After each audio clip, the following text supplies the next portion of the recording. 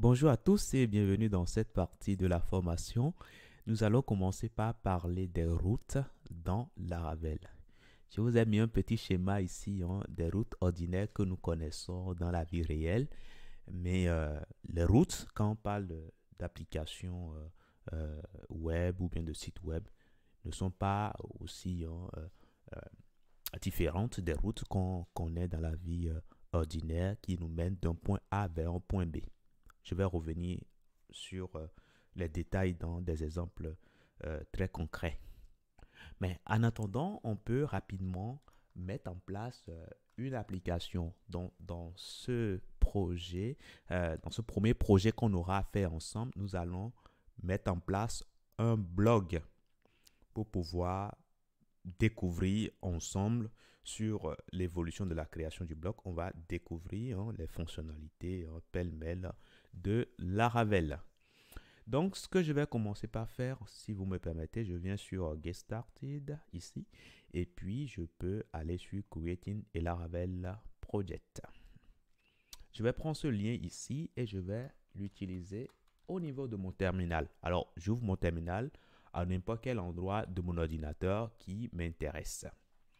Je peux commencer par mettre ici blog app, tout simplement, et je patiente le temps de la création. Parfait.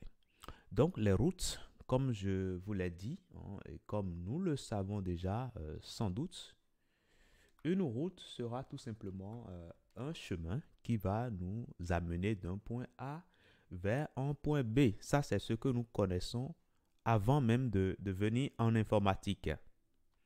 Dans Laravel, les routes sont utilisées pour définir les URL ou plutôt les chemins de notre application et les actions associées à ces URL.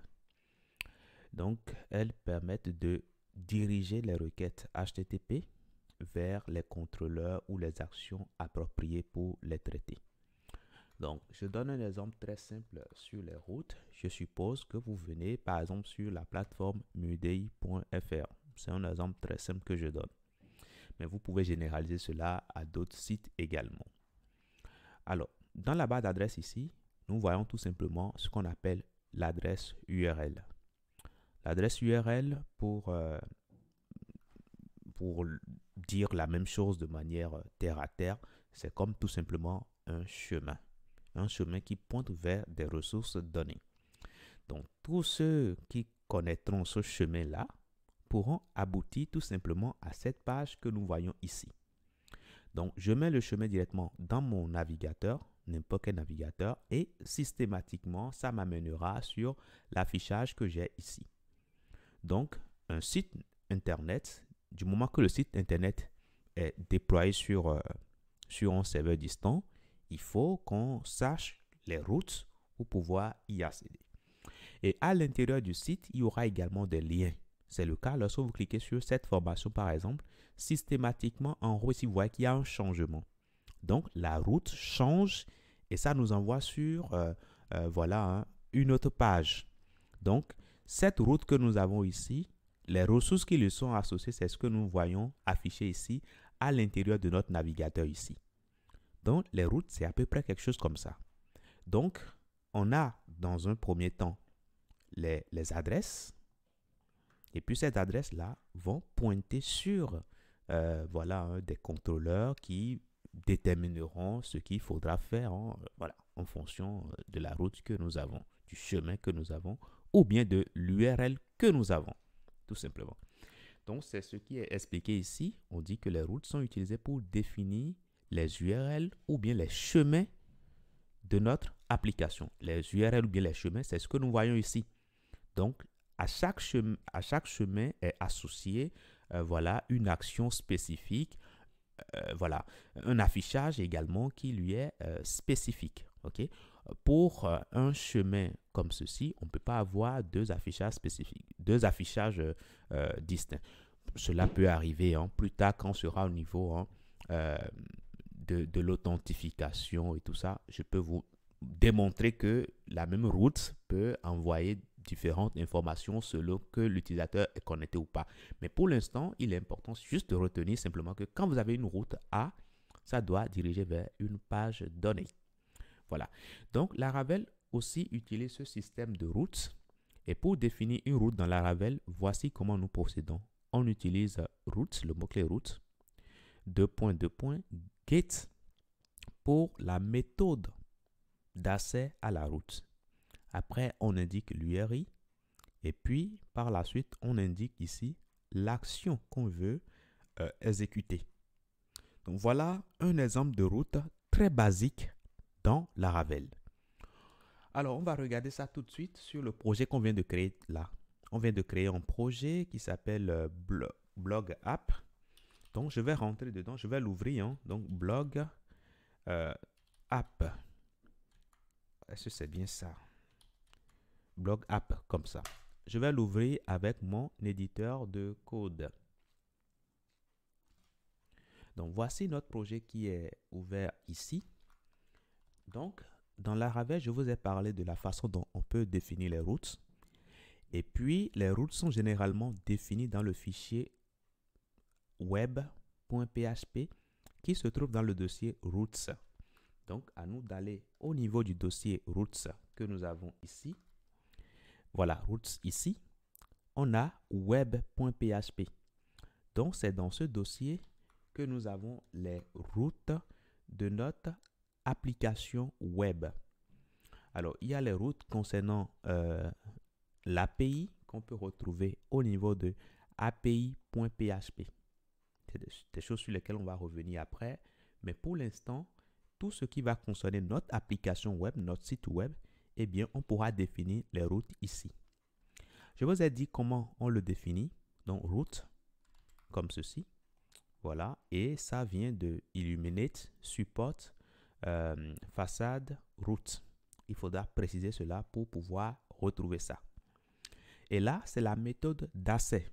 C'est les méthodes HTTP que vous connaissez déjà. Hein, si vous avez fait PHP ordinaire, vous devez connaître les méthodes HTTP qui s'appellent get ou bien post. Voilà. Ou bien put quand on souhaite modifier des données. Ou bien delete. Voilà, delete, que vous connaissez déjà sans doute. Donc, get, post, put et delete. Ça, c'est les méthodes qu'on utilise fréquemment. Donc, vous indiquez la méthode que vous voulez utiliser. Et puis ici, vous indiquez l'URI. L'URI, c'est le chemin. Bon, le nom de domaine sera bien sûr détaché. Hein. Vous ne prenez pas en compte le nom de domaine, mais le chemin à partir de la racine de votre nom de domaine. Voilà. Donc, je suppose que je veux dire, lorsqu'on va venir sur mon site directement, c'est-à-dire au niveau de la racine du site, c'est ce que j'indique en mettant simplement slash. Voici l'action qui sera réalisée. Et là, c'est bon. Ça, c'est une route spécifique. Alors, comment faire pour voir si cette route fonctionne correctement? Il faut qu'on lance notre application web. Et pour lancer l'application web, on peut faire cela en utilisant la commande php artisan. Et après cela, on mettra serve. Ce qui va se passer, c'est que un serveur de développement sera lancé. Et là, nous voyons ici, on voit ici tout simplement le lien sur lequel on va retrouver notre application. Donc, on peut tout simplement aller au niveau de n'importe quel navigateur et mettre tout simplement le lien. Alors, ce faisant, on est sur la page d'accueil. Bon, tout ce qui s'affiche ici, voilà, ne vous préoccupez pas trop de ça. Mais ce que vous allez déjà prendre en compte, c'est que là, on est sur la racine de notre application. Donc, c'est comme si on est sur slash. Voilà. Par défaut, le slash ne va pas s'afficher. Mais du moment que vous êtes sur le chemin qui pointe votre application et il n'y a plus quelque chose d'autre que vous ajoutez, là, vous estimez que vous êtes à la racine ici et c'est notre cas là. Donc, ce qui veut dire que ce que nous voyons affiché dans le navigateur est dû à ce return que nous avons là. OK? C'est cette fonction qui traite ce qu'on va faire lorsque on va se retrouver sur cette route qu'on a ici, avec bien sûr la méthode qu'on a précisée là. Imaginez que je fais un return de 2. Voilà, je fais un return de 2. Qu'est-ce qui va se passer? Je reviens là, j'actualise avec F5. Là, je vois qu'il est affiché 2. Tout simplement. Imaginez que je retourne un tableau d'information, par exemple, title. Je mets par exemple formation complète développeur web. Un exemple très simple, je mets un tableau. Quand je reviens ici, j'actualise. Qu'est-ce que je vois? Je vois tout simplement, voilà, un objet, un objet JSON. Voilà. Donc, en gros, les routes, voilà comment on les définit. Vous précisez l'URI et l'URI commence toujours à partir de la racine. Et après cela, maintenant, il faudra définir l'action que vous voulez exécuter. Bien sûr, dans votre action, lorsque vous finissez de faire les traitements, il faudra bien sûr penser à retourner quelque chose et c'est ce que vous retournez qui est affiché sur la sortie standard. Nous allons encore approfondir plus les valeurs de retour dans les prochaines parties. Je vous dis merci et à tout de suite.